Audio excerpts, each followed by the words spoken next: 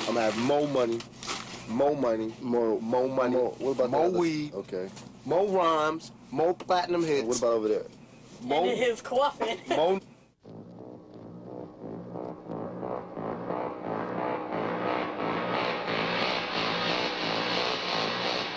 And mighty Iron Mike Tyson comes out blazing against the challenger Bruce Seldon in a devastating first-round knockout. Backstage, Iron Mike is greeted by longtime fan Tupac Shakur, who also wrote Tyson's entrance song. I'm in this shit for the honor and the respect. That's why this shit feels so good. Truly believe that I've been blessed by God and that God walks with me.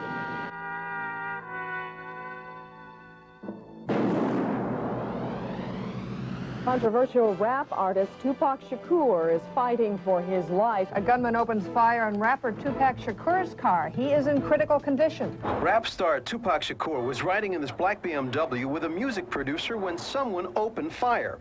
It happened on this crowded Las Vegas strip late Saturday night. 5 bullet holes hit the passenger door. More shots flattened 2 of the car's tires. Shakur took several bullets to the chest and is in critical condition in a Las Vegas hospital. When the shooting began, police say Tupac was traveling in a caravan of 10 cars, returning from watching the Tyson-Seldon heavyweight match. That shit ain't funny, because if I die before June, I swear to God in my heart, y'all.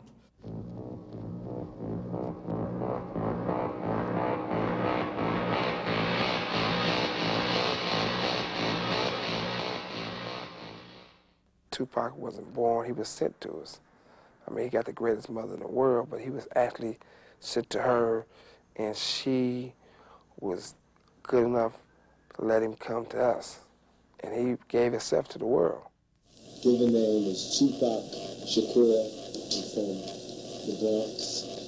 And then I went to high school in Baltimore and then moved to Oakland. He came into the world kind of like in chaos and mass confusion to begin with. You keep in mind, his mother was a former Black Panther. She was like part of the Panther 21 trial back in 1971. You know, she wasn't even sure of who this man's father was. Yeah, Panther 21, my mother was Fanny Shakur, father Matul Shakur, godfather Geronimo Pratt, auntie Asada Shakur. You know, I come from a long line of straight soldiers. Our parents, Tupac's and mine, I really felt like raised us to really revere struggle and to look at struggle, the struggle, as a way of uplifting our people, and really kind of indoctrinated us to make us feel like that was our role as young people and as men, that we had to serve Black people. As a matter of fact, an aunt of mine says, she always says to me, or she used to always say to me when I was young, that, you know, what are you here for? And if you're not here to serve Black people, then, you know, what's your purpose? He lived in New York City with a Finney for a time, and, you know, they went from Baltimore and then wound up out in Oakland, so he was constantly moving from place to place. So he never really fit in anywhere. Pop moved out from Baltimore, and what happened was I believe, somehow related to Linda Pratt. And I guess because of Geronimo Pratt, the great political prisoner, they was, that's his godson or someone like that. But anyways, to the story was that Pac, he stayed with us for a little bit, basically, because his sister was dating my brother. And when he moved out here, he was always into his rap thing. He always wanted to get his rap thing on. And, you know what I'm saying, when he came, it was like it was something new for the town, for the neighborhood, because he was so tight that we knew that he was going to make it somehow. And, you know what I'm saying, he was going to get there somehow, because he was always determined to try to get himself up out the condition that he was in. Yeah, first time I met Pop was like 86. I met him down at the Recreation Center, and that was back in the days we was rapping. We was just coming from the head, really. We wasn't doing too much writing now. And he came out and he had like a song written. It was fat. And that's I said, that nigga got some shit. You know what I'm saying? He had tight shit way back then. And then I guess he moved over to this side of town. He was staying right here. And that's when him and my boy hooked up, and him and my boy they hooked and had the thing. That was hella cool. Yeah, him and Afeni, his mom is Setua, and him, they stayed right here in this apartment right here. It's door number 1, this the 89 building. This one of the vines up in the jungle. City here, Marin City, we call it the jungle, right? And when I first hooked up with Pac, we was down on the front. It's the storefront out there. It's a parking lot, actually. Parking lot area. And we got down there, and he came up rapping, and it was like, it's this new kid in town. Yo, I want y'all to hear, you know what I'm saying, who this dude is, right? So he got down there and started rapping. I came and, you know, fronted off with him, see what he had, right? And I did a little rap, he did a little rap. And from there on, we just hooked up, I guess, because what I was doing at that time, which was rapping, and that's what he was about at that time. So I introduced him to my cousin Gable, Darren Page, my boy here, Amani, you know what I'm saying, and the whole crew, Click a License, we hooked him up, right? And that's when Gabe started, Gabe heard him rapping, Gabe started coming with beats. Yeah. You know, him and Gabe clicked. Yeah. They, then our folks, Demetrius and Gabe, like they was the 2 DJs in the town. Exactly. So they kind of hooked up with him and collaborated, you know, and they kicked it off. Then they was doing their thing. Then we broke it off into the big round table thing, and we call it the crew little organization again. TC, as we know of, straight up out of Marin City. And from there, we branched out. We started getting more serious about it, you know, spending more time up in the studio, putting more cuts out of what have you. But my boy Pac was always ambitious, you understand what I'm saying? He was eager, he was hungry, like, he'll eat rap, drink rap, sleep rap, and it was just like another thing to me, you know what I'm saying? It was added into what we did. Exactly. I didn't take it seriously. It was another fad to me, right? But you could tell he was going somewhere with it. Well, like I remember when he first came out here, actually it was like the second day, and he was kicking at the house with my brother. We was eating like we had just had dinner, and what happened was, you know what I'm saying, you know what I'm saying, we said, Pac, man, you know how to play hoop? He said, yeah, man, I know how to play hoop and whoop the whoop, you know what I'm saying, like that. We said, yeah, man, let's go see some hoop at the rec down there, because we was all balling at the time. It was like, you know what I'm saying, everybody wanted to get their ball on, you know what I'm saying, whoop the whoop. And when we went down to the rec, we was coming to our surprise, the man didn't know how to play no hoop, man. He was a good rapper, but he should have left the basketball alone. He always tried. He would shoot bricks and air balls and things like that, but it was all cool. Because after a while, he said, nah, I'm just going to stick to the rap game, man. He had the New York flat top like he had in Juice. We always laugh at him about it. I was about 15, 14 at the time. And my homeboy, Willie Dinsby, known as Ant Dog, Anthony, he was going out with Setua, his sister. So Tupac used to always come around to the house, right? We'd be like, you know, he had the New York with the holes in the pants and, you know what I'm saying, the flat top. You know, we was real bummy and shit. We always talk about him. Oh, look at you, little funny-looking motherfucker. You know what I mean? Like, fuck you. You didn't call me that, you know, that New York shit. And we used to punch him, run around the building. He'd catch one of us. We both beat him up and shit. But he was still like a brother, you know what I'm saying? They used to tell me about this guy from New York, this new rapper named Tupac. And his name was MC New York. This dude named MC New York, whatever, whoop-de-woo, and everybody was telling me how good he is, you need to battle him. So whatever, I ended up leaving Florida, coming back to California. And one day I just happened to be at the bus stop, and I was going back to Novato, and here comes Demetrius, friend of Demetrius Strickland, another guy. We eventually all lived together. I see him and Tupac at the bus stop, and he's like, hey man, what's up, this is Tupac. And then I'm with my friend Terry August. You know, so it's my friend and Tupac and whatever. It was like both of us. So it was like the situation for like a little rap battle, you know. And they was like, oh man, you got to rap against him because my partner was a beatbox. And so here we go. He busts out his little rap. He had a song called "Girls Be Trying to Work a Nigga" or some shit, and he busted that rap. And it was hella cool. Then I bust my little rap. I had little raps too. So we called it a tie. So we was going back and forth, and it was a tie. The bus came, and if the bus didn't come, we weren't going the same place. We probably might have just been different ways and might not have just really kicked it. But the bus, we were going the same way. We got on the same bus, so we ended up kicking it all on the bus. And from that, next thing you know, we had a group. And that's when we became One Nation MCs. At first, we didn't have a name. We was like, whatever, we just rapping together. Anyway, so I ended up getting kicked out of my house. And Tupac gets kicked out of the house. He's staying in his godmother's house. So we all move in with Demetrius. My other friend, Terry August, got kicked out of his house, so he moves in with Demetrius, too. Demetrius' dad just went to the pen, so he got the house to himself. So we all moved in. We're living there. Everything's cool. We got the rap group. Terry's the beatbox. Demetrius is the DJ. Me and Tupac are the rappers. Then my boy Gable, he was like a good friend of mine. So he was like the DJ, he was my DJ, so we decided to have 2 DJs. Usually when Demetrius is not there, that's when the chaos happens in the house, because Demetrius he's not there to keep the house disciplined, so shit goes chaotic. And Tupac and Terry gets into an argument. The argument was over a Nintendo game, who had winners and shit. And Terry was always the one that tried to run the house when Demetrius wasn't there. Tupac and Terry had been arguing all week. Anyhow, Terry told Tupac when he left, man, you better do the dishes, because it's your turn to do the dishes, and you better have the motherfucking dishes done when I get home. And it was like, I knew he wasn't going to do it, but I guess he wanted to punk him to see what he'd do, to see if he'd make Tupac do the dishes. So he knew it's all day, we're kicking and chilling, playing Nintendo, getting drunk. Here comes Terry and his girlfriend. And not only did Tupac not do the dishes, he spilled like a whole big jug of something on the floor and didn't clean it up. It was fucked up. He should have did that.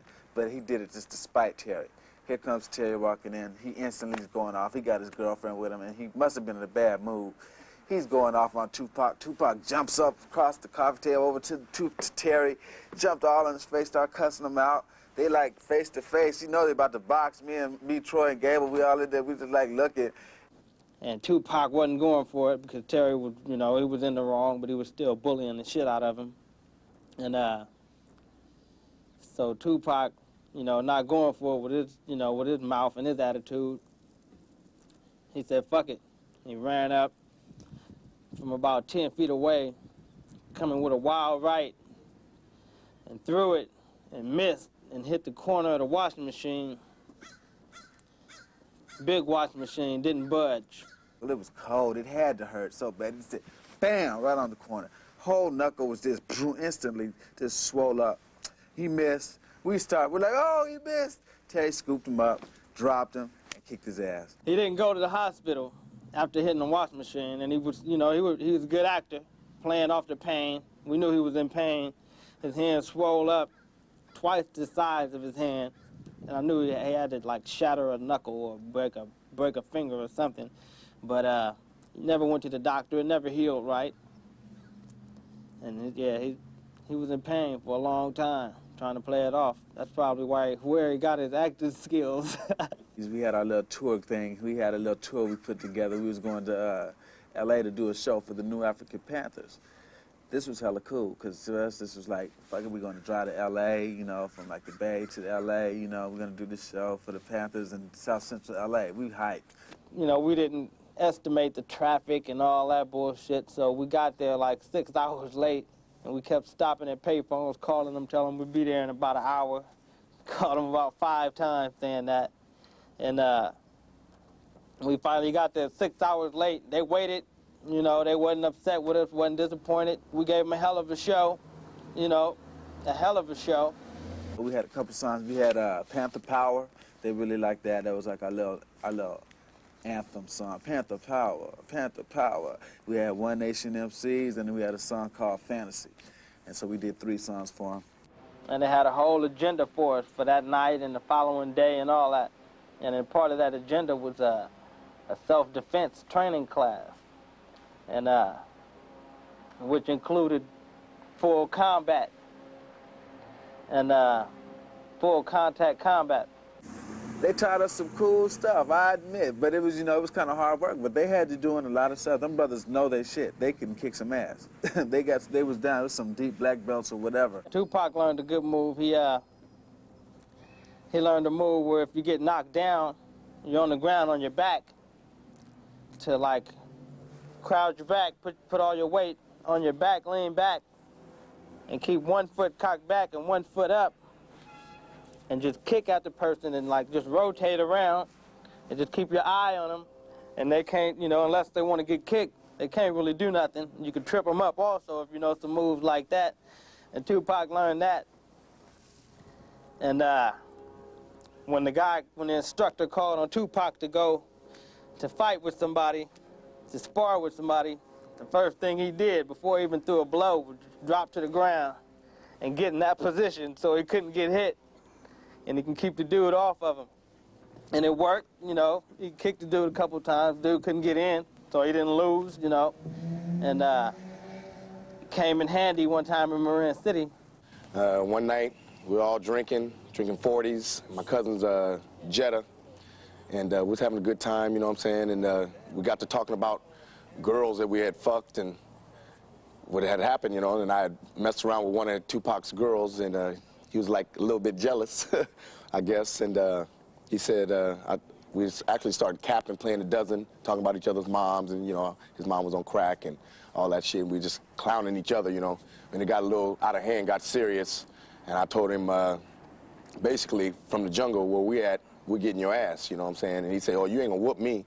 I said, basically, I bet I can. He said, bet you can't. So I induced him to get out of the car. He wouldn't get out of the car. He's talking shit, and I tell him, well, man, this is my cousin's car, man. You gonna get up out my cousin's car. And he wouldn't get out. Tupac, man, JJ, my friend, I don't gotta get out the car. No, you gotta get out my cousin's car. JJ, you my cousin, right? You gotta get out of his car, right? Some shit. I don't know what he's telling. He said, and Tupac, I gotta get out of nothing. As everybody knows, Tupac got a big mouth, you know what I'm saying? He'll keep on going and going. So I told him, look, man, looked at my cousin, I said, I'm about to put this dude out your car, you know what I'm saying? Do you got any complaints about that? He said, no. I said, well, Pac, you got to go. And he said, I'm not getting out shit. So I stole on him. We fighting in the car, you know, he's trying to kick me like a little woman. But we get out the car. Well, I get out the car. I'm trying to get him out the car. I'm reaching in the car, trying to unlock the door. He wouldn't unlock the door. Nigga bit me. yeah, he bit me. And, you know, I'm going to say he is my dog, though. Now, he bit me. I finally get him out the car. We square off. We kind of... That's what I must have got there, because that's when I came by. He was like this. And you was just... Throwing sets? Yeah. Yeah, oh yeah, he did bite me though. We locked up, he bit me, I bit him right back. He tried to fight, he put his dupes up, but Troy could box, and Troy was just bam, just getting him, just sticking him. And Tupac ended up falling. He tried to sweep me, I grabbed his foot, put him on his back, I said, now I'm about to kick you in your face. And he did. No. Yeah, that self-defense move. Yeah, these niggas are just... Got on his back, put that leg up. Yeah, they just rotated. He did that move. That you didn't go to LA. I didn't go to LA. He learned to move in LA. He had that leg up, circling around so you couldn't come in. I was trying to kick him in his face. Yeah. He got in the form, the little pose for it and everything. I was like, oh, he's doing the move. And he kicked his leg, and my partner just flipped up in the air, bam, and came down hella hard. It was cold, it was funny as hell. It was the funniest thing I ever saw.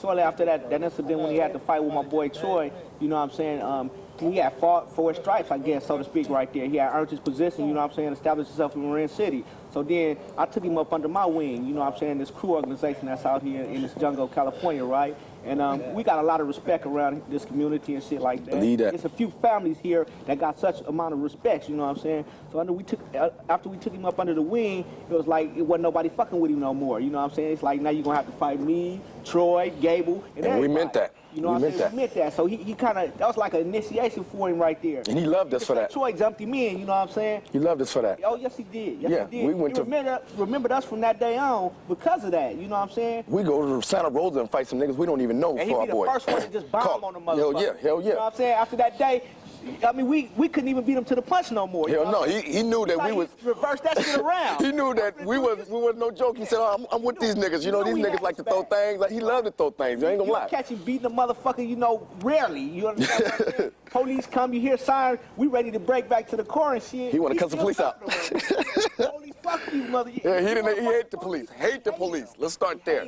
Hate the police. Severely hated these people. There was one time he was on the front. He was parked down there on the front. I was in my Cadillac, right? I'm sitting there looking out. I'm in the backseat of the car looking at him do this show. It's like he on stage making a motherfucking movie or something on the front. It's like 4 or 5 police surrounding me. Like, you going off. I'm a star. Motherfucker, fuck you. Motherfucker, I'm a star. What you gonna do, punk? Now what? You know what I'm saying? Niggas used to try to tell him, calm down, man. You know what I'm saying? Because a lot of people down there was, you know, doing wrong. You know what I'm saying? Selling weed, doing everything, bang, bang, bang, whatever they're doing. We don't want the police over here. No.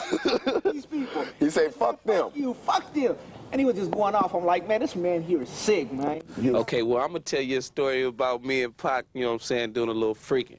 Okay, now this was back in the day. This was like 87, 86, you know what I'm saying? We was up at this fool named Jerry Ogbach's house, right? Now, at the time, he was grinding heavy, you know, having it his, you know what I'm saying, having it his way. So he asked us to watch his female while he went to go handle some business. So he got me and Pac sitting in the house, you know what I'm saying? We sitting up there rapping, kicking it, you know what I'm saying? His bride on Grimm's heavy. So she running in and out the room, in and out the room. Now, I didn't know she was like nasty like that, you know what I'm saying? But Pac seen it in her eye. He came at me and said, man, I think this is, you know what I'm saying? We might be able to toss her up. So what we do, you know what I'm saying? My boy Pac come with the grim shot. He like, okay, I got a little something. We gonna crush him down, roll him up, and offer it to her and see how she act about it, right?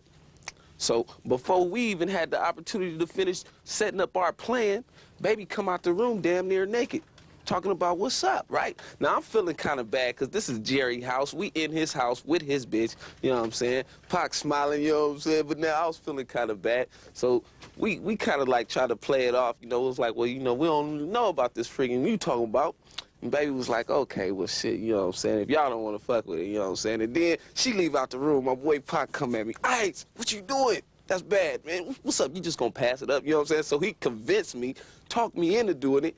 So we end up going in the back, you know what I'm saying? Baby end up being like this monster queen, you know what I'm saying? She coming off, slobbing the nigga up, you know what I'm saying? Swinging the booty, everything.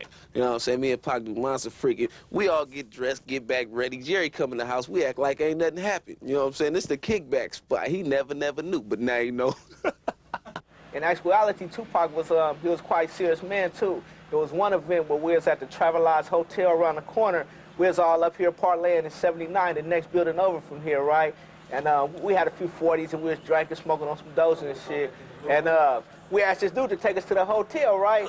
So me, Brew, a few of the boys, we got together and Pac and went over to the hotel room. So we over there drinking, and the dude get ready to go. He jump up and say, well, I'm getting up out of here. Like he gonna leave us. Yeah, like he gonna just leave us there. And we looked at each other, you know, and looked at him and said, well, partner, check this out. You can't go nowhere until we get ready. So partner tried to raise up out. Our bombs on him, you know what I'm saying? My partner Freeze bombs on him, and Pac just came up out of the blue, you know what I'm saying, like a mad Tasmanian devil or something, just wailing on the dude. Wham, wham, wham, you know what I'm saying? Kicked him all down the stairs, right? So we leave, we going back to the room. Pac just pacing the floor, he pumped up, you know what I'm saying, blowing damn near fire out his nose and shit. Dude is in his car by this time. Pac walk up to the window and just start blazing on it. Lock, lock, lock, lock. Hitting the window hella hard. I'm like, man, what is you doing, Pac? You know what I'm saying? Come on, it's over with. So the police ended up coming and all this type of shit. They put him in the back of the car, put me in one car, you know, find out who he was. But since dude wasn't there, they let us go. We get back to Marin City. This is in Mill Valley, shall I remind you. We get back to Marin City. This boy still got a temper up to here. He take a big-ass flower pot for no apparent reason and throw it to the back window of this apartment building over here. I'm like, man. When I knew him, didn't him to live that way, he would have died a long time ago. It's just like a dog. When you have a dog, you can fight the dog all the time. You can keep fighting the dog. But one time, if you fight that dog, you can break that dog's spirit. You know what I'm saying?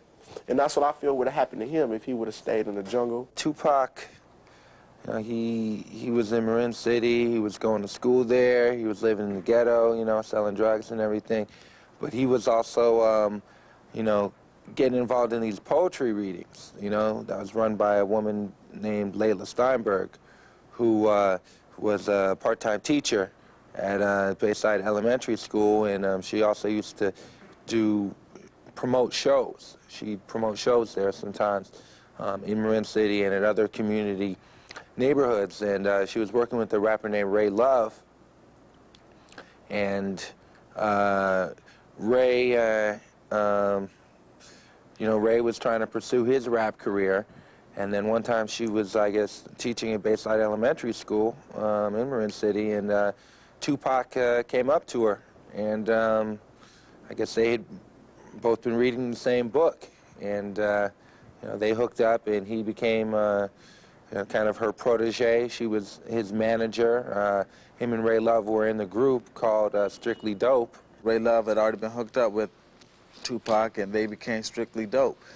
They did their thing for a while. I guess they maybe a group. I don't know how long they were a group. They did their thing, and eventually, I guess Tupac wanted to be solo, and Layla hooked him up with Atron Gregory, who at the time was Digital Underground's manager. And Atron was so impressed by Tupac, he went and introduced him to Shock G. Greg Jacobs, Shock G, Humpty Hump, dude from Digital Underground, the lead rapper from Digital Underground, gave Tupac like a little audition, just let him bust a rap for him, and he liked it so much, he was just like, well, yo, why don't you come on tour with us? Then they took Tupac on tour with him. He became like the Humpty Hump dancer, doing the little Humpty Hump dance, and they went to Japan. They went everywhere. They went on like a world tour. I was the roadie. I like the roadie, a shock, and I'm carrying the equipment, holding my faith, you know what I'm saying? That's what I had to do. I'm a hustler, so I did that.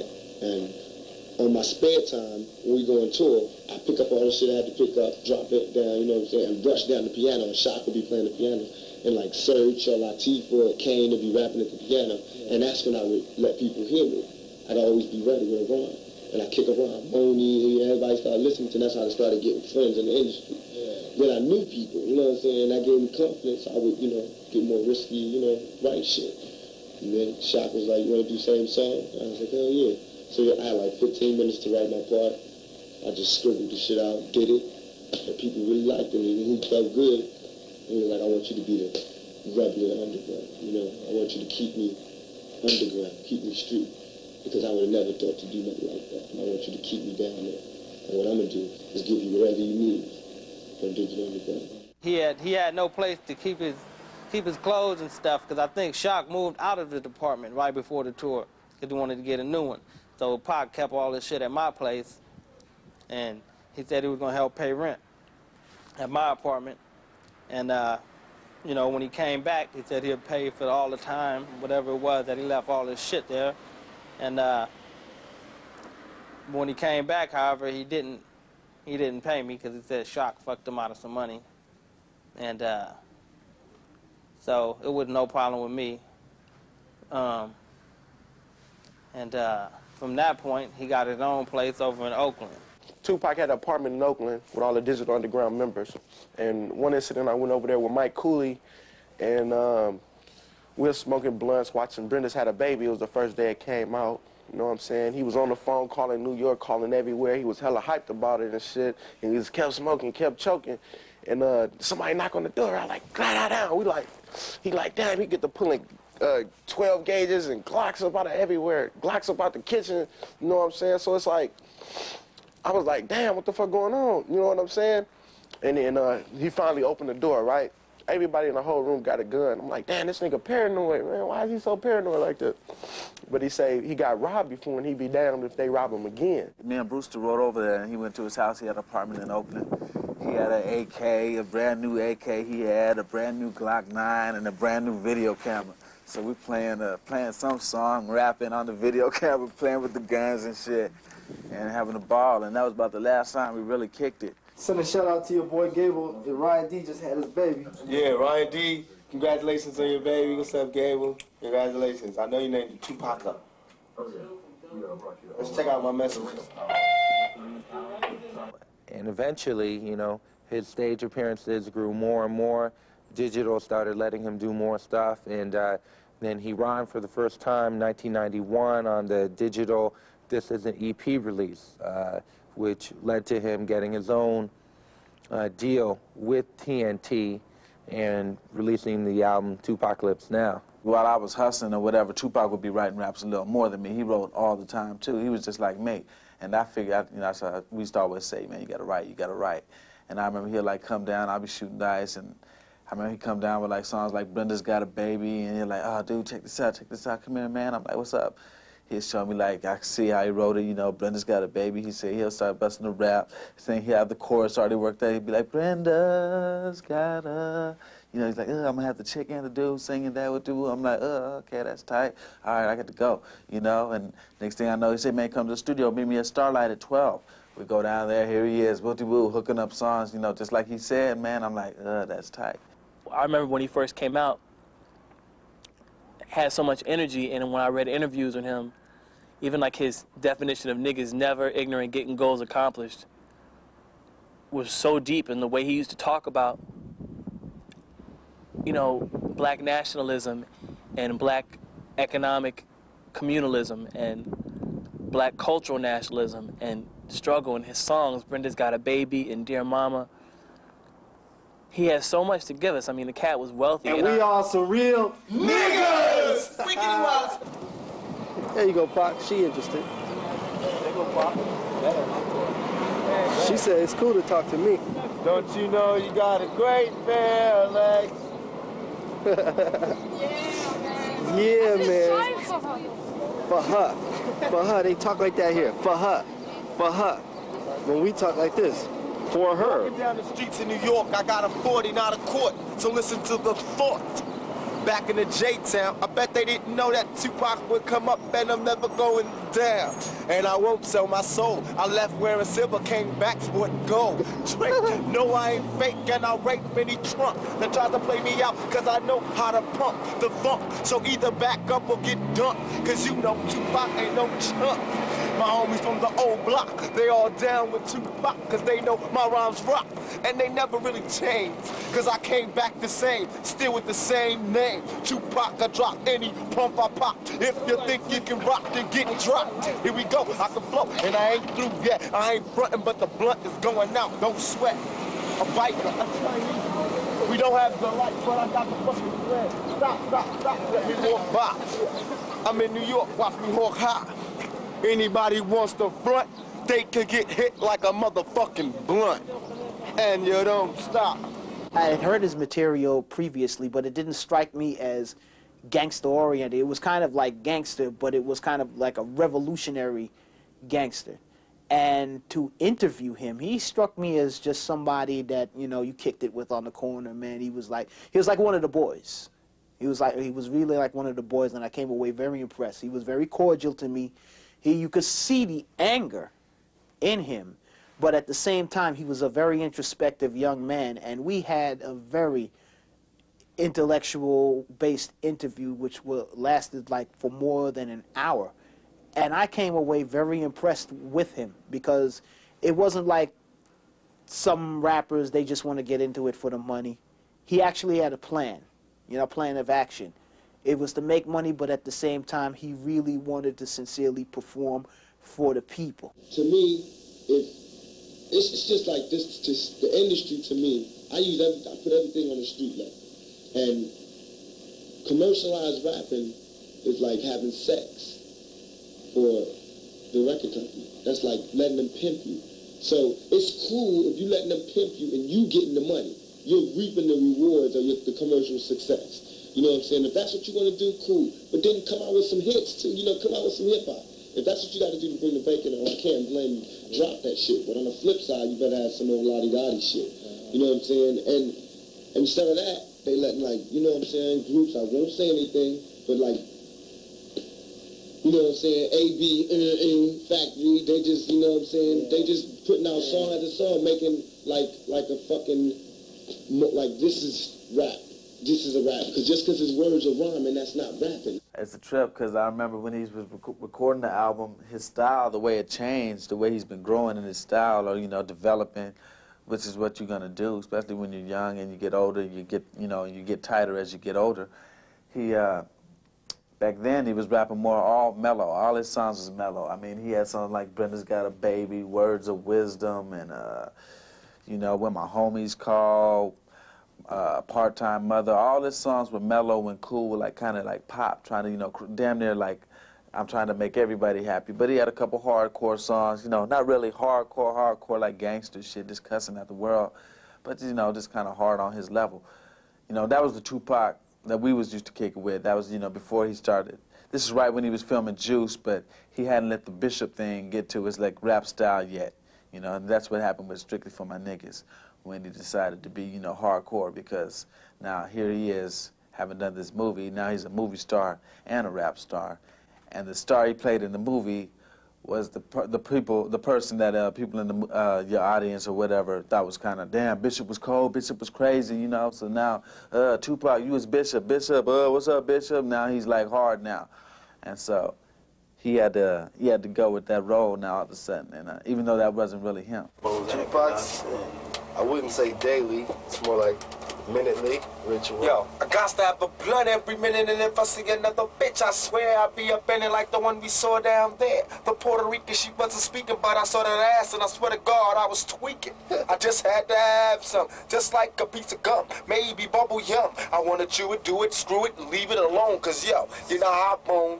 Sweet black pussy. And when Pac came through, he liked fucking with us because we always kept good unity, and we had like, you know, 15, 16 motherfuckers in the house all the time. You know what I'm saying? And that's where me and my boy, we came up with this idea for a group called Two from the Crew. Yeah. So our thing is TC, the crew. Well, some of them songs we did. Yeah, we did Lifestyles of the Poor and Lifestyles Homeless. of the Poor and Homeless. Let's Get It On. Yep. Get Us Up for Girls. All that old shit. Yeah, this is back in '86. Then our theme song was The Thug Life. Yeah. You know, and we came out with that song because I came out with that song because living here in Marin County, you know, this is the only place where it's majority blacks. You know what I'm saying? This the ghetto here in Marin County. In Marin. So every time we step out, people always stereotyping us like thugs, they thugs, right? Yeah, along with our grandmother and them calling us little thugs and heathens and shit like that. So we adapted that identity, you know what I'm saying? And, you know, we put that song out. What happened, he had came to me one day. We was over there on the other side. He had came at me and he said, cool, man, I got this hook, you know what I'm saying? And he was talking this thug life, but he couldn't put it together, right? And I played with it for a while, you know what I'm saying? And then I started singing something. He was saying thug life, and I say, shut up, bitch. And then, you know what I'm saying, we started putting it together, and we came up with this little concept, you know, the thug life. And Pac liked that shit hell of a lot. You know, when he came out here, out of all our songs, that was the one he had key on. He'd say, swing that to me again, you know what I'm saying? Once you throw that shit at me again. That was like the song. Every time people see me and my boy together, because we, you know, it was Dickie Dang and the Player Shari. That's right. You know, they'll see us and they'll want us to sing that song. Yeah. And they liked us singing that song because they could feel, you know what I'm saying, we was coming real with it. You know what I'm saying? Especially in the parties, you could see the impact it had because when we up there on mics and shit, when we on the mic and thing like that, and we singing that shut up bitch slogan, the whole party, shut up bitch, you know what I'm saying? And it's song like that, you know? Yeah.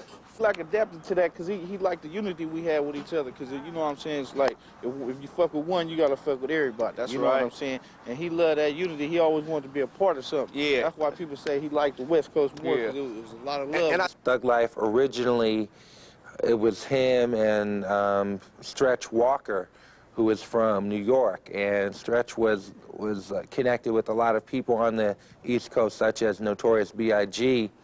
And the whole Thug Life idea was that, you know, these people would be like united ghetto soldiers. They'd be able to walk into any hood, anywhere. When I say thugs, I mean like niggas who don't have anything. That, you know, they dress like the killers and the thugs because we all come from the same thing, but they don't have nothing, but they got that talent, they got that spark, they got that certain something, whatever it is that can get them out. Those are thugs, man. That's the redefinition of it. And it was really Tupac, this guy from Inglewood named Big Psych, who was involved in the hardcore underground scene there. Tupac's brother, Mo Preem, and two other guys, Macadocious and Rated R. And they were Thug Life, and they eventually released an album called Thug Life Volume 1, I think in late '93, early '94. And that album did go gold, but I guess it got held up for up to a year because the record company decided that the first product that they came out with was too, how do you say, too underground, too hardcore. I never thought I was necessarily the best rapper, the best nothing. I think I'm the realest nigga out there. I do think that. I think I own that. If I could patent being real, I think I own that. Because I think being real is just being true. Is the camera on? Yep. Check this out, G. I'm Tupac, I'm with Dizzy. I have my money all on my tape, and I want it now. What do you want? I want my tape off this thing. You can't sell my shit. I want that. That's me, Tupac. That's my shit. Take the money out of my pocket, money. Now I want my shit. I want my tape now. Or I'm gonna fuck your whole stand-up. You understand what I'm saying? You don't understand? That's my tape. That's me. That's my group. Now, you're taking money from me. You're selling my tape, but you're not paying me for my record deal. You understand that? Now, you have to take my tapes down. Now, if you don't take my tapes down immediately, I'm going to take your tapes down. You take the whole same time? I'm going to do like that. On the floor. Word is born. Like, you know what I'm saying? Because you're not taking it down. You're still talking. You're taking my shit down. Hey, take the tape Come on, man. I'm serious. Hey, take the tape out. Then you have police to take this out, but not. I have the right to do it. But you take it to police. No, I don't have to take it to the police. You can take it to the police. I'll drop the shit down. Don't drop this. Drop this. You got my tape. Tell me shit. I throw your watch. selling my tape. He's stealing from me. You understand that? Musician of that's me. That's my tape. No, he didn't pay for no. We didn't get paid. We get paid off my sweat. You can't say shit. Mind your business. You mind your business. You ain't got shit to do with this. Pay attention. Fix your watch stand. You understand? Now, partner, if I see my tape up here again, by the word of God, I swear, I'm dropping your shit to the concrete. That's mine. You're robbing. I'm not playing. I'm going to watch a movie. When I finish, I'm coming back. If my shit is out here, I'm dropping it. And if he says something, I'm dropping his watches. I'm serious. Fuck around. Fuck around.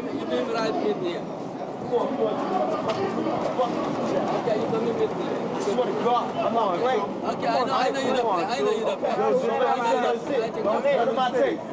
None of my tape. Where'd you go underground shit?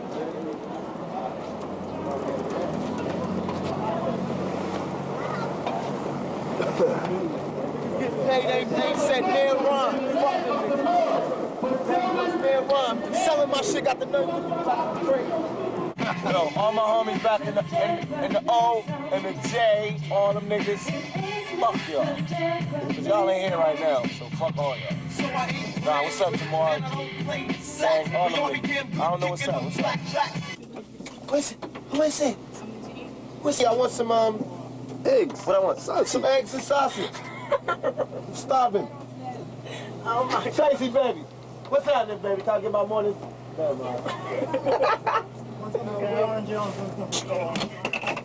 See how you do me? See? Cloud. Tell them niggas up now. You tell them. Fuck off. Say it again. Cloud. I got cloud. Watch this. Watch this. Can I get some orange juice too? Egg, sausage, and orange juice? Yes, thank you. Once you get here, go get as soon as possible. Get 3 orange juices. 3, because you know me. Thank you, baby. Thank you, baby. See? 3 out of 10. Tupac had a charisma. He had a special charisma. There was something special about him. You saw it in some of his records. You saw it more. Saw it a little bit more in his movies. You know, he had that glow. He had that charisma. There was nobody else that looked like him. I mean, he had the eyebrows. He had the cheekbones. He was like, you know, handsome. You know, sometimes when you see him sitting there introspective, you know, if you're a woman, you know, you wanted to go over there and, well, ask him, well, Pac, what's wrong? What can I do for you, baby? You know, he had that special glow about him that attracted you to him right away.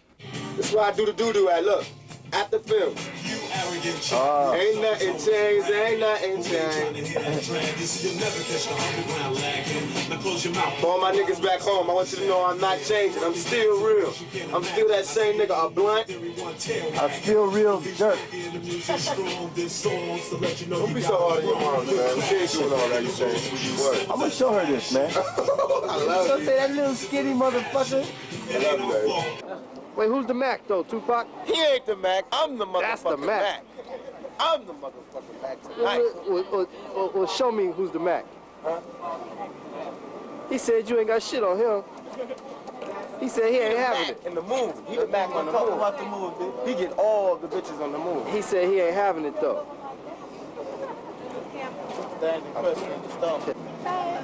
Y'all go to California? Yeah. You live in California? Yeah. It's gonna be Tupac's new girlfriend. Huh? This is Tupac. Tupac? Chill. Oh, you didn't want him to tell me your name? Why? What's your name?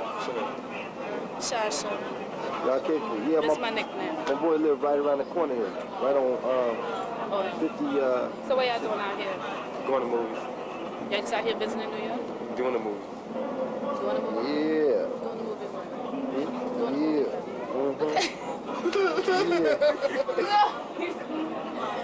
So y'all doing a movie out here? What kind of movie? Action adventure. It's an action Action and Y'all adventure. Lying. Yeah. Like I'm down for some action and adventure. Don't my niggas look like we down for some action and some adventure? Seriously, what y'all doing out here? That's out here visiting. And we don't shoot Movie. And movie. Nah, I think it's my job. Doing a movie.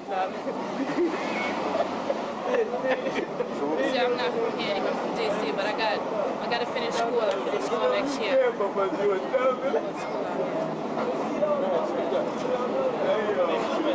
you doing, Reggie?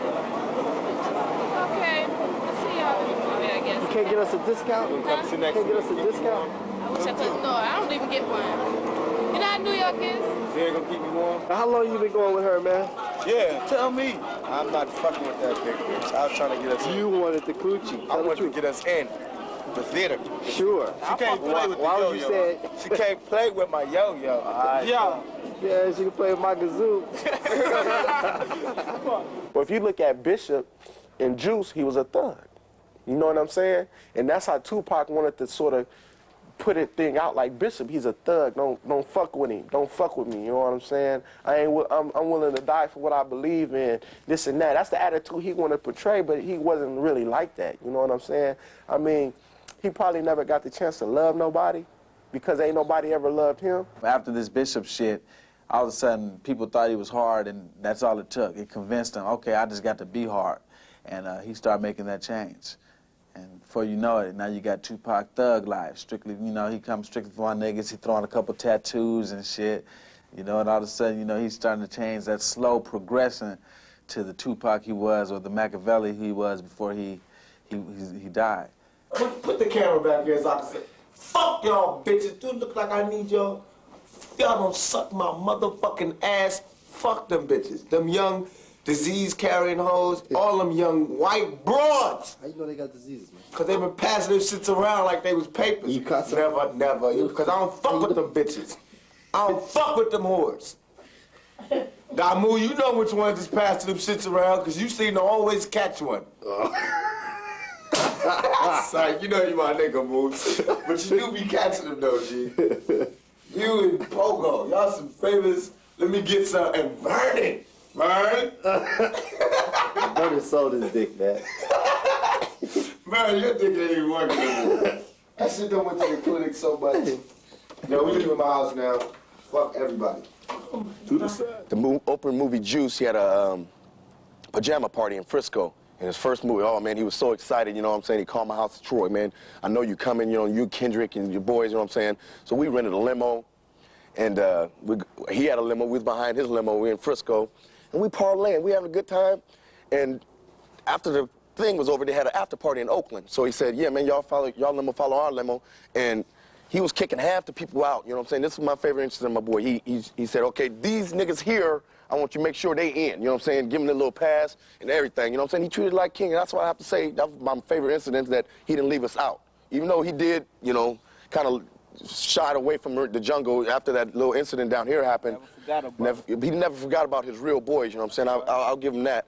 And we were following them, and a car, they shot up our limo. Somebody drove by in a car, and my brother was up in, you remember that? Yeah, I remember. Yeah, my brother was up in, sticking out his head off the limo, and they said something, and we don't know if they was after Pac or after us. You know, it was just like 3 limos, and we was following their limo. They just came and just blasted our limo, and bullet holes all through the car doors and shit. One bullet went through my partner. Yeah, went through my partner's legs and hit the radio, and I'm right here on the door, and if it would have went through it, it shot me straight in the ass. Him very hot. Arcade. If Bishop from Juice was a reflection of young black male today, I wouldn't be honest if I didn't show another reflection. All of our young black males are not violent. They're all not taking the law into their own hands. They're all not going to that extreme to accomplish some sort of achievement in their life. So this is just another way of showing how you can be a young black male and accomplish something. Lucky is doing it the opposite way the Bishop did. He's working, he's very responsible, he's deliberate about the things he's doing, he's taking care of his daughter. He's a respectful person, you know what I'm saying? He lives at home with his mother. He's not sweating it. That's where he wants to be. He wants to work. He wants to set goals and accomplish them. This is the barbecue. We're the hot sauce. Props ain't know about the hot sauce. So you gotta think hot sauce. You got to have the hot sauce. It's real. It's just how you feel when you get around somebody you like and you can't express yourself. Everybody's going to feel that frustration. Everybody's going to feel that stutter when you want to say something and it don't come out right. Everybody can relate to that. Black, white, small, tall, fat, short, skinny, all that. So that's what it's about. It's like, it's just that awkwardness of being around somebody that you really enjoy and you really want to get to know better. But you don't want to give up nothing. They don't want to give up nothing. So it's a tug-of-war game. He used to come back, and I remember the first time he got into an argument, we came down. He came down. He first learned how to drive. He had a little green Celica. He used to always drive in the jungle and shit. He had his little backpack on, had a little sailor phone. He used to shoot dice. He was in the morning shooting dice till the late night. All that shit was in the jungle. So he's shooting dice and shit. He'd win and lose a little bit of money. And then he'd come back, kick and smoke weed, and he'd play some of the songs he'd been making, you know what I'm saying, to get vibes or whatever. I guess he was coming to town to get away. But one day he came out there, and we was in his car. We was just, you know, grooving off the blunts. And Ricky Coleman, he came. He was like, you know, Tupac, what's up? Why you claiming Oakland? You know what I'm saying? Why you saying Marin City ain't nothing but, you know what I'm saying, motherfuckers selling dope and bitches getting pregnant, you know, because that was what was going around the town. So Rick addressed, you know, he ain't dressing him in a respectful way. He was like, fuck you, you know what I mean, get the fuck up out of here, you know. So Tupac was like, man, I gotta go, man, before I shoot somebody out in this motherfucker. And I'm like, man, that's cool, man. And Rick was like, man, you a punk motherfucker, you know, kept calling him out his name and shit. And the Pac was like, I gotta go. He always received love from us because we all had love for him, you know what I'm saying? It wasn't like when he made it, it was like that it was bad vibes for all of us, but it was like, you know what I'm saying, it was one brother that made it. We just expected a little bit like from him to help us out, his other fellow rappers. The complaint was over negative comments Tupac made concerning the residents of Marin. The conflict came to a head at the annual Marin City Festival, which Tupac attended as a guest. The end result was a 6-year-old child being fatally shot. A few weeks before the incident took place, me and Tupac was backstage in the Richmond Auditorium here. He was performing there that night. And it was me, my brother Charles Jr., and my cousin Brian Tyne. So as we got to talking and shit, we brought up the festival because it was time for the festival to come around. And we had told Pac the festival was going to take place, you know. Maybe he ought to come over and, you know, holler at us or something like that. So we left there and headed on back to Marin City. Then a few weeks, when the festival came about, he came. He was actually there. The girl Layla, she had came up to me and she said, are you still cool with Tupac? I'm like, yeah, that's my dog. We still cool, ain't no problem. Because there was some type of controversy. He had supposed to said something about the people here in Marin City. So so she said it was cool. You know, I told her it was cool. And at that time, 5150 was on the stage, you know, and they had just got off the stage. And my brother Charles Jr. came and said, you know Pac here, don't you? You know what I'm saying? Let's go holler at Pac. I was like, okay, in a minute. I was with my kids, and we enjoying the show and shit. So I walk over there, and Pac with Man and a few bodyguards and shit like that, Maurice Harding. And I walk up to him, and I'm like, man, what's happening? How you doing, Pac? He like, what's up? Where you been, boy? I've been looking for you all over the place. So we get to talking and shit. We cutting it up, you know, trying to establish the next time we're going to meet or something like that, right? And this guy walked over, and he like, man, what's up? And he was walking up on Pac like he was ready to hit him, right? And Man stepped up in front of him like, man, you know what I'm saying? What's up? You got a problem with something? You know, like, you know, bodyguarding Pac and shit like that. Like, nah, ain't no problem. Dude say it ain't no problem. So he walk off, right? And Demetrius come over, you know. And he like, man, you know you're not supposed to be around here, you know. And he fired on Pac. Boom. He hit him, and then all kind of commotion start jumping off. You know, like when it's a fight, everybody come to, you know, see what's going on. And when that commotion jumped off, it was a backpack that was handed around. You know, these little kids that came with Pac, it was about 6 little kids, you know, and they had a little backpack, and that's where the gun came out of. So they got the gun out the pack and shit like that. Some people say Pac got the gun, but I never seen the gun in Pac's hand. I seen it in Maurice's hand. So Maurice was over here at this time. When the commotion broke off, somehow he had ended up over here, and it's like people running around frantic and shit like that, you know. No, at first they looking at the fighting incident. So when Maurice got the gun, that's when people went into a panic. And he cocked the gun, and he tried to shoot, the gun jammed. And he cocked it again. I'm looking at him the whole time. He cocked it again, tried to shoot, nothing happened. Then like on his third time cocking it, he shot, and boom, that was it. Everybody started screaming and yelling and running. And I turned around and I ran and dove. After the shots was fired and shit, you know, when I didn't hear no more shots, I raised my head up, you know what I'm saying, to see what was going on. And then it was people already in pursuit of him, you know, they was already chasing him and Harding, and the little kids had went a different way. You understand what I'm saying? And it was Harding and Tupac that ran the same way. So what they did, they ran here and they jumped over this fence. You know, even at that time, Pac being my friend, I had to make a decision, you know what I'm saying? I mean, somebody shot, you know what I'm saying? He's shooting around and all my family down here, my kids and shit. I'm like, you know, I felt like, you know, fucking him up or something. So I grabbed a big ass rock and I ran behind Michael Gibson and Harding, right? I'm finna just hit the car, break the window or something so we can, so he wreck or something so we can get in that ass or something, right? But when I went over there and I got over the fence, Michael Gibson was already there. And he in the car, he just putting them on Pop. He just throwing, you know what I'm saying, he just putting them on him, right? While the police and everybody is around. I'm like, well, goddamn, I don't got to do shit. There it is, you know what I'm saying? So I step back and somehow Pop get him out of the car, and I think Maurice is driving at this time. It's like people trying to just turn the whole fucking car over and shit like that. He was in a Cherokee, actually a Cherokee Jeep. So they're going to just run people over, you know what I'm saying, getting the fuck up out of there. He continued up this street right here, you know. You got about 200 mad motherfuckers, you know, running behind him. He wasn't driving fast or nothing like that. I think he wanted to turn into the police station right there. But for some reason, he stopped like about right here for some reason and just stopped. But I think he got out because the police presence was known. But at the same time, you got 250 motherfuckers mad. They already destroying the truck. They hitting the truck with bottles and bricks. I mean, you should see that car after they finished with it. They fucked the car up so bad. But let's see. When I came around, the police was standing with their shotguns. They was trying to, you know, people to calm down and shit like that. They was hitting Pac so hard with rocks and bottles that he climbed up under the front end of the police car. He was literally up on the ground up under the car. You understand what I'm saying? And the police couldn't do nothing to stop it from happening. So they finally was able to calm people down and disperse people, you know, as more police units came and shit like that. They was finally able to get the crowd calmed down. So they took him, and instead of taking him to the substation right here, they took him around to Sausalito, to the substation in Sausalito, which was a probably smart decision because you'd have had 1,000 people out there, you know, not gonna wait until Tupac came out, you know, wouldn't have been able to get him out of there, and that's pretty much was it. Although not directly involved, the Marin City shooting was first in a long line of troubles that Tupac faced. As his fame grew, so did his legal troubles all across the country. Charges ranging from assault to the shooting of 2 off-duty police officers splashed across headlines, making Tupac Shakur the most famous rapper in America. But his most serious charge was one of rape, an accusation that Tupac always denied.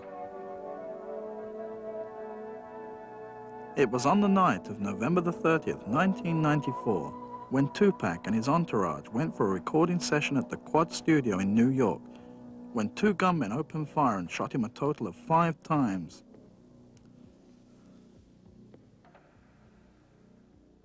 Once he was shot and then survived, and you know was pulled into the ambulance, you know, giving the finger, you know, and then came back to his case the next day to find out, you know, whether they prosecuted him or not, whether he was guilty or not. I mean, that was it. You know, legend was made. There was no turning back for the hip hop, you know, community as far as Tupac was concerned. He was like, you know, a heroic figure. When he got shot, I feel he got shot for a reason, you know. I mean, like, say he got shot in the balls, that's for raping a girl. He got shot in the hand, that was for always holding guns and shit. Then he got shot damn near to the head, and that was for Kai. You know what I'm saying? I mean, so, and he still lived, you know what I'm saying? I feel that was his chance for him to turn around, because that's when he did Me Against the World. But I feel that all that anger and shit ate him up so much that he couldn't hide it, you know what I'm saying? I think he tried, but he couldn't hide it. You know, that's why he always talk about, well, I'ma die and bury me a G and all that other crazy shit. See, Tupac wasn't crazy, but from when he grew up from a little boy until he was 25, when he died, you know, he didn't really get to be a man. But that's why he was so mentally fucked. You know, his mom was on drugs. His sister, you know, it was hard because he was older. He couldn't do nothing for her at the time.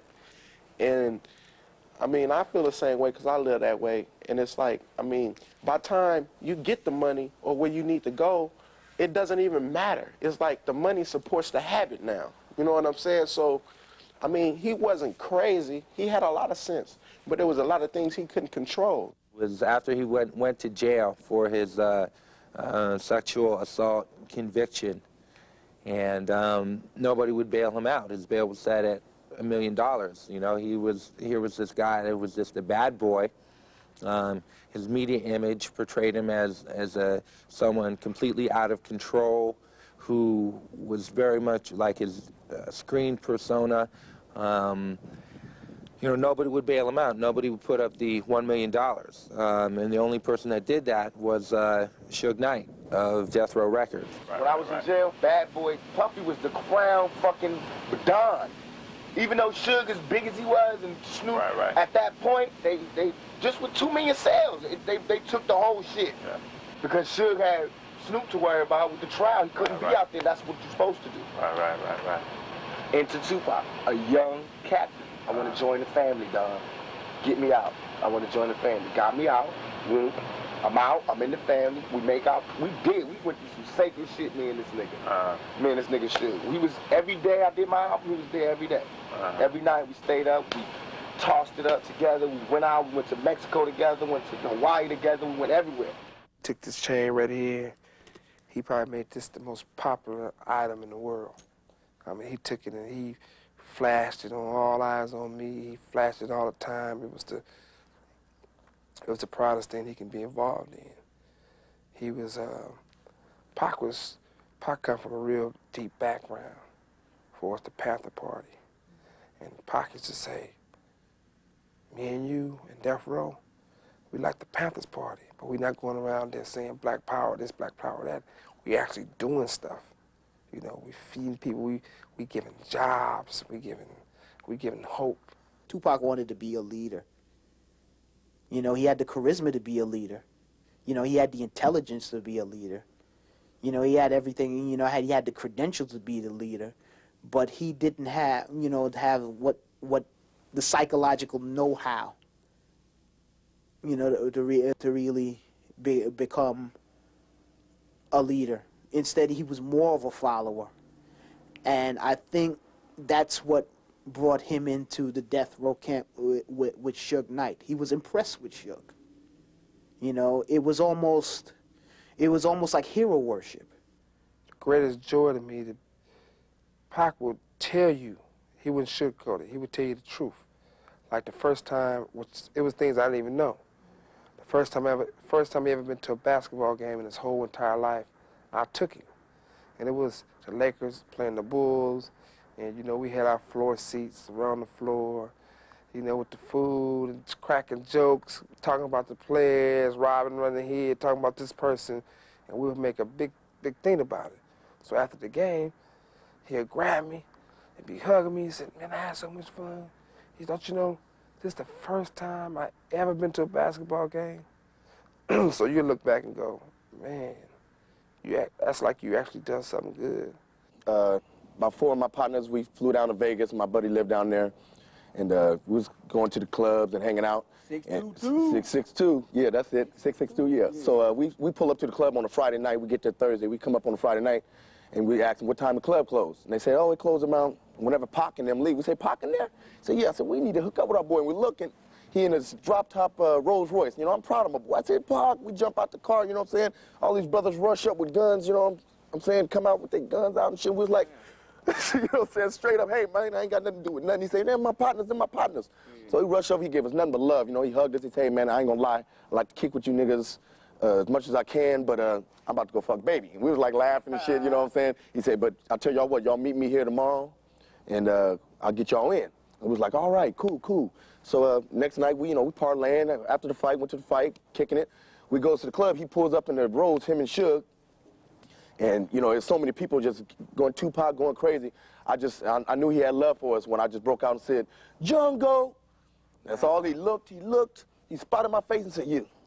So I, you know, felt like a little celebrity, pull on up, you know what I'm saying? He say, yeah, man, you niggas meet me in the back, and I get y'all in. So we out there for about an hour, you know what I'm saying? My partners is ready to go. I say, man, fuck it, he ain't getting us in. It's parlay night, you know what I'm saying? Let's get on. So right when we getting ready to leave, he sticks his head out the door and say, there he is right there.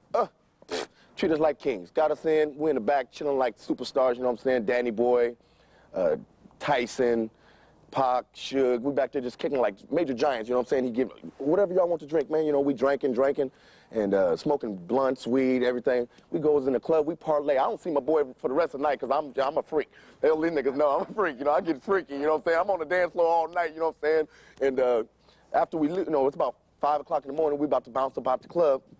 I come up to him, I give him a hug, man. I say, man, you stay up, man. I'm proud of you, boy, you know what I'm saying? You keep it alive, you know what I'm saying?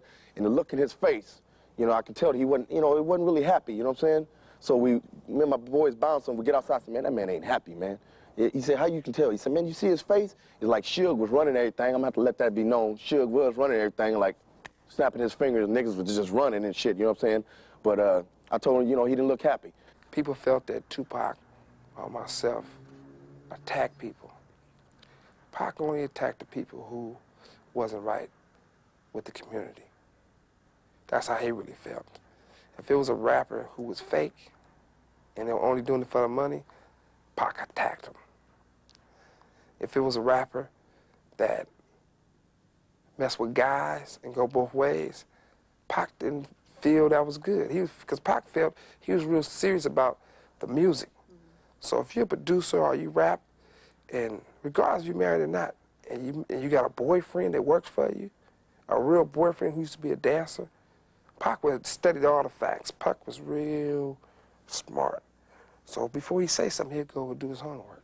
He'll say, okay, this guy right here, they say he gay, he go both ways. I'm not gonna put it out there on him yet, but I'm gonna do my research, and if it's true, the world should know. Because this guy might be around one of those little kids one day and mess around with him, and you know, so I'm gonna do it to actually save him from molesting a little child. That's why Pac attacked certain rappers and said they gay. Suge is the boss. You the boss of Death Row. Suge is the Don. You understand? But I'm the underboss. I'm the capo. That is my job. For the protection of all of Death Row, to do what's best for all of Death Row. And Snoop, to do what's best for all of Death Row. My decisions wasn't based on I'm coming to Death Row taking shit over. My decision was based on Dre not being there for Snoop doing his trial. Right. And this was all for real shit. You understand? And that he wasn't producing shit. Other niggas was producing the beats, like on my album. Other niggas was doing the beats, and Dre was getting the credit. And I gotta go on MTV and be like, yeah, he did this, he did that. No, he ain't do it. He is a dope producer, but he ain't worked in years. And I got tired of that. I didn't think we needed that. I think we didn't need that. And he was owning the company too, and he chilling. He owning the company, he chilling in his house, sucking dick, eating pussy. I'm out here in the streets, you know what I mean? Whooping niggas' ass, starting wars and shit. Putting it down, dropping albums, doing my shit. And this nigga taking 3 years to do one song. I couldn't have it. But it was not my decision. It was Suge's decision. Suge the one that was coming to me, because I was soft on it. Like, you know, well, fuck it, we just keep it in the dark. But the biggest battle Tupac waged was against his former friend and rapper Notorious B.I.G., or known as Biggie, which added fuel to the East versus West Coast rivalry. I possess his soul, his and Puppy. They know that I was the truest nigga involved with Biggie's success. I was the biggest help. I was the truest nigga. I don't write his rhymes, but he know how much he borrowed from me. He know how I used to stop my shows and let him touch the show. Let him blow up and do his whole show in the middle of my show. How I used to buy him shit and give him shit and never ask for it back. How I used to share. How I used to share my experiences in the game and my lessons and my rules and my knowledge on the game with him. You know what I mean? He owed me more. He owed me more than to turn his head and act like he didn't know niggas was about to blow my fucking head off. He knew. And then, if that's cool, if he disappeared, be a fucking mouse. Be a mouse. If you are a mouse, be a mouse. But for me to know, like, 3 weeks ago this happened, and then 3 weeks later your album's coming out, and you are fucking done in your album. But you don't know who shot me in your fucking hometown. This nigga's from your neighborhood, and I gotta find out by myself, and I don't even call myself a Don, I'm just a capo. From the west side, and I'm on the east side in jail, and I know who touched me, and I know everything that happened. That's power. And he didn't know, so he was faking. And I was mad about that. And then I'm out of jail, and I couldn't believe that everybody was treating Biggie like the biggest fucking star in the world. I couldn't believe that people was buying into the player image. And I wanted to bring back that reality. You know what I mean? Just like, nobody can never be confused and think I'm fucking Mike Tyson and I'm a heavyweight champion. I'm a little nigga. That's why it's so raw to watch me just battle lions, because I'm a little skinny nigga battling niggas 3 times my size. But Biggie is not a player. He's never been. He's never had bitches until he got some fucking money. That's a trick. That's not a player. It's not a popper. So my point was to prove him wrong. I took everything that he glamorized and I personified it. When he first got released from jail, I had hopes for him. You know, we had hopes for him that maybe he would get his life back on track. But I don't know what happened in the last year of his life, you know, to make him come to the conclusions that he drew. I'm not the same guy that will come to the awards, have a problem with somebody, and whoop their ass in front of everybody. So now I got the radio, I see a problem, we quelch it, it's out, no big fires, just small, little, tiny sparks that could be put out. People were starting to say it's an East Coast, West Coast rivalry because it was people that's trying to make money. It was people trying to make careers. It was people trying to get famous. It was people hustling other people out of money on the East Coast. You don't have no team, you need us. We from the East Coast, pay us X amount of dollars for protection. And some of these idiots was doing it. For us, how we looked at it is, we looked at it as we representing the West Coast, but we representing the ghetto. Tupac had a conversation with me, and he said, how do you feel I should be in the future? What you like to see from me? And if anything I told him, he would have followed it. Chain of command. That's how we was. I said, I want to see you have a record label. I'll just distribute it for you. You can have your own label, because I don't want you to be 35 years old, Pac rapping. He said, well, cool. The talent got to parlay into something, so that's what I'm doing. I'm tired of sucking and jiving. This Machiavelli album is my proof of that. I'm not predicting what it's going to sell. I'm not predicting none of that, but I guarantee it's going to shake the world. You know, it was just as if he didn't really care anymore, and he bought into a lot of the stereotypes that the hip-hop community has embraced. It was just incredible to just listen to him. It was the same time, it was frightening, it was funny, and it was also very sad, because that could have been any one of us. Had he been corrupt, it made you ask questions. Was he corrupted by his fame? You know, was he taking bad advice? Or when he threw in with Death Row, you know, was that like his own personal death wish? Tupac done the album. He called me and said, look, come to my house right now. It's about 3 in the morning. I go over his house. I'm smoking my cigar. He's smoking his cigarettes. He said, look, I want the album cover to be me on the cross. Because I feel I've been being crucified. I'm here to be crucified like Jesus. He said, I'm not clowning the religion or nothing, but that's what I feel. And I told him, you know, as usual, I'll handle it for you. So I called Whiskey and he and our art department, and they done it. And Machiavelli, it's like, he feel better about that album than he do All Eyes on Me. He said, because, you know, I'm speaking so real. I'm coming all the way from my gut to my heart, out through my mouth, telling the people how I feel. Then I got an album called One Nation.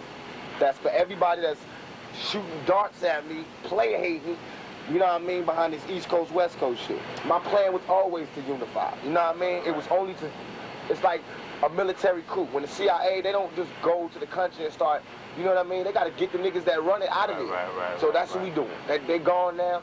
Now we got One Nation with Greg Nice, Buckshot, Smith & Wesson, Melly Mel, Scorpio, The Loonies, Snoop, Corrupt, Daz, me, Scarface, Cocaine, Bone Thugs, Spice One, all of them on my shit. One Nation. And it's just about the hip-hop nation, all the real niggas that I recognize in the game. And it's hip-hop nation, and everybody's rapping like we one group.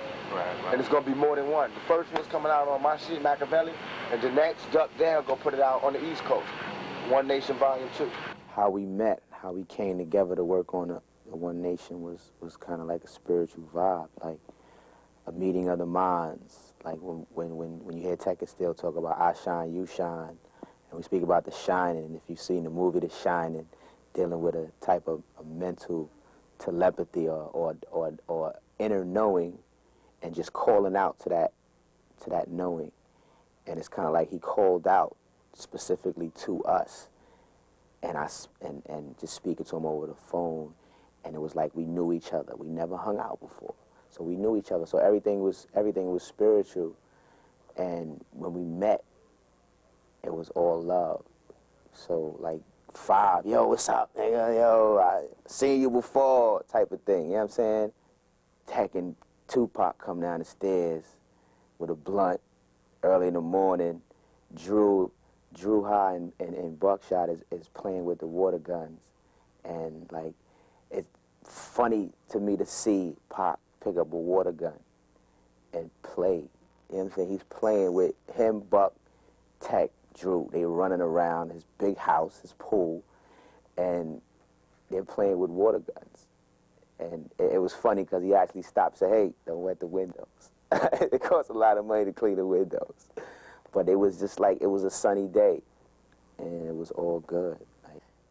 We would go into the studio like we did One Nation album in like 7 days. It was like we was going in like sort of for a Bruce fight, how people would challenge.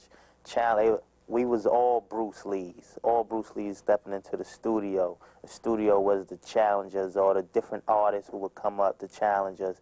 All right, this is how you want to challenge? We got to kick your ass right now, then go in, boom, lay it down, write it, boom. Artist to artist, he inspired me. He put the fire in my butt because I seen him really get to work, and he really was, he gave us a saying. We borrowed a saying from him called goat mouth, which is what he called his engineers and anybody who was like slacking. He would scream, goat mouth, come on, goat mouth, let's go, we got to get to work. And it was so bugged because nobody took it personal, or maybe they just was scared of him, I don't know. On September the 7th, 1996, Tupac Shakur and Suge Knight found themselves ringside at the Mike Tyson-Bruce Seldon championship fight. By all accounts, Tupac was in a happy mood until one of his entourage pointed out a man who had robbed him a few weeks earlier of his death row medallion. Tupac immediately confronted Orlando Anderson, a known gang member with the Southside Crips, and a brawl ensued. After security came, Tupac and his ever-growing entourage left the MGM Grand Hotel. Orlando Anderson refused to press charges and left with his friends. At 9 o'clock, Suge took Tupac to the Luxor Hotel, where he changed his clothes and then went to Suge's Vegas home for a party. Approximately 2 hours later, the party decided to go to 662 Suge's Club. The caravan, led by Suge's black BMW, headed up the Vegas Strip, when he was stopped by bicycle police because of his license plates and was let go shortly after. A few minutes later, the caravan made a right at the Flamingo when a white Cadillac pulled up next to them at the crossroads of Flamingo and Caval. A man came out of the car shouting at the BMW and then started to fire a gun.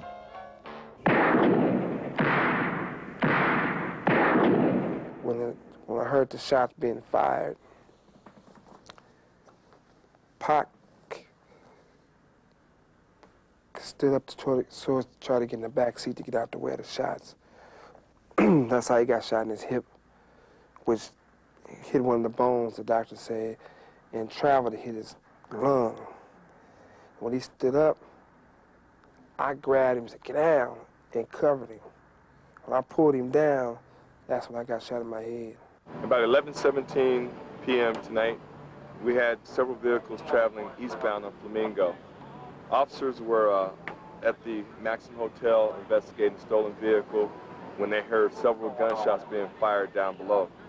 They saw a caravan of about 5 cars that were traveling eastbound, heard the shots again. Approximately 12 to 13 shots were fired. The officers saw the black BMW followed by a black BMW station wagon and 3 other cars make a U-turn on Flamingo near the Maxim Hotel. They made a U-turn, proceeded westbound, coming onto Las Vegas Boulevard, where they were driving very erratically. They radioed that they heard the gunfire and saw these vehicles traveling in such an erratic fashion. Other officers who were working the strip area were able to get the vehicles stopped here, as you see. the black BMW was traveling on the rims on the right side. Once they got here, they found that the passenger in the black BMW had been shot 4 times, and the driver appeared to be hit with fragments in the head area. I got a deep slash with a bullet grazed the back of my neck, which if it went another inch, it'd hit my spine and paralyze me all the way down. But for the incident, Pac saved my life also. Reason why I say he saved my life because the average person gets shot in the head, the first thing you think is, damn, I'm about to die. You know, a headshot is different. And there was blood coming everywhere. And my concern was him. I said, you hit? He said, I'm hit. So I said, I'm gonna get you to a hospital right now. So I'm driving like a madman, trying to, get help to help him. And the first thing he said, laughingly, jokingly, loudly, is, I need a hospital? You the one shot in the head. Don't you think you need a hospital? His car was riddled with bullets Saturday night in Las Vegas. Tonight, rapper Tupac Shakur is in critical condition. We started getting a lot of phone calls, people were saying that he got shot. People were saying that, they saw it on the news, and a lot of people were calling us to find out what happened, and we didn't know. Rapper Tupac Shakur remains in very critical condition tonight after being shot in an ambush in Las Vegas over the weekend. Shakur's right lung was removed after he was shot 4 times in the chest. I went to the hospital to kind of find out what was going on. He was still, struggling for life, and they had just heard that he had opened his eyes. So, people were kind of hopeful that, he would make it through it. And plus, everyone thought that Tupac was so strong because of the prior shooting. He was kind of seen as like this hip-hop Lazarus. Coming up next on the 10 o'clock news, his lyrics, his life reflected a gangster lifestyle. Tonight, Bay Area rapper Tupac Shakur is dead of gunshot wounds. Controversial rap star Tupac Shakur dies of gunshot wounds from a drive-by shooting. Tupac's mother was the first one to say, when you have a memorial, I don't want nobody to wear black. I'm wearing white. Tupac has gone to a better place. He's free now. There's nothing nobody can do nothing to him. And I sat back and I thought, I was like, yeah, can't nobody arrest him. Can't nobody try to put him down. Can't nobody fire shots at him. Can't nobody hurt him no more. He's in heaven in a better place. He was the good, the bad. He is the good. He is the bad. Represented the living, the dead. Represented the ones who walked on the street, the ones that walked behind the gates. Represented the mothers, the children. So nature, Tupac is nature. He's a Einstein, man. He's a fucking great guy. At the end, he was like getting ready to, not getting ready to check out of here, but you could see that, somewhere along the line, you kind of had that feeling he was going to die according to his preaching. He seemed to have taken up power and weapons and, this posse lifestyle as his deity. I mean, Tupac, he went from one extreme to the other. There was really no middle ground with him. And by the time at the time of his death, he was like, what, 24, 25 years old? But it was age without maturity, knowledge without wisdom. I mean, order turning to chaos. And Tupac Shakur should stand as a living testament in the hip-hop nation as the pinnacle of greatness achieved, but at the same time, the frailties of human weakness and tragedy. A lot of people have called him a martyr. I don't know if that's exactly true. You can't really say that he died for a cause. I mean, I guess he died defending what he believed in, and he definitely, lived that life. A lot of people say live by the sword, die by the sword, but I think Tupac's legacy really lies in the fact that he exemplified the condition of the young black male in the 1990s. I mean, I was really feeling it when he died, and all I could think about really was how much potential like we as a people and as a community, as black people, as the hip hop community, as, you know, just young people, a generation, how much we had lost. People die all the time, but it takes a real special person to die and always be remembered. Tupac is on the level of Malcolm X or Martin Luther King. I mean, you see, they live forever. Or give Ken something. I don't owe nobody nothing. I owe to put back on this planet more than I took. And if I stop right now, I already did that. To New York, I got a 40, not a court, so listen to the thought. Back in the J-Town, I bet they didn't know that Tupac would come up and I'm never going down. And I won't sell my soul. I left wearing silver, came back sporting gold. Drake, no, I ain't fake, and I rape any trunk that tries to play me out, cause I know how to pump the funk. So either back up or get dumped, cause you know Tupac ain't no chump. My homies from the old block, they all down with Tupac, cause they know my rhymes rock. And they never really changed, cause I came back the same, still with the same name. Tupac, I drop any pump I pop. If you think you can rock, then get dropped. Here we go, I can flow, and I ain't through yet. I ain't frontin', but the blunt is going out, don't sweat. I'm in New York, watch me hawk high. Anybody wants to front, they can get hit like a motherfucking blunt. And you don't stop.